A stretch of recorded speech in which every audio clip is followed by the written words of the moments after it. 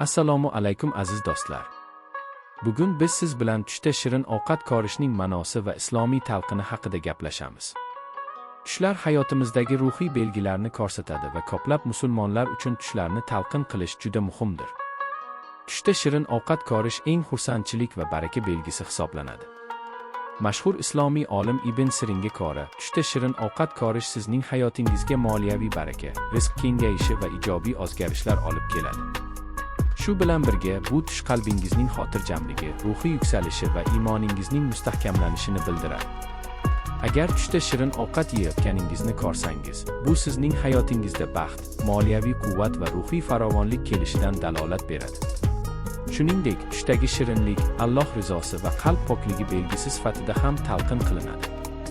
Ba'zi olimlarga ko'ra, tushda shirin ovqat ko'rish yaqin kelajakda baraka va ijobiy voqealar sodir bo'lishini bildiradi. Agar tushda shirin ovqatni ko'rgan kishi hayotida sabr-toqat bilan harakat qilsa, bu uning barcha ishlarida muvaffaqiyat va yaxshilik olib keladi. Shu sababli tushdagi shirin ovqat sizni hayotdagi ijobiy o'zgarishlar, moliyaviy baraka va ruhiy yuksalishga tayyorlaydi. Tushda shirin ovqatning turli talqinlari mavjud. Masalan, agar tushda shirin ovqatni xursandchilik bilan yeyotganingizni ko'rsangiz, bu ruhiy va jismoniy sog'ligingizning baraka topishi, qalbning xotirjamligi va Allohga yaqinlik belgisi hisoblanadi. Agar shirin ovqatni yeyolmayotganingizni ko'rsangiz, bu hayotdagi muammolar va ehtiyotkorlik zarurligini bildiradi. Agar tushda boshqalarga shirin ovqat berayotganingizni ko'rsangiz, bu sizning yaxshilik va xayrli amallar qilishingiz, yaqinlaringizga baraka olib kelishingiz belgisi. Shuni unutmaslik kerakki, tushda shirin ovqat ko'rish bu nafaqat ruhiy tozalanish, balki sabr, baraka va iymon kuchayishi belgisi hamdir.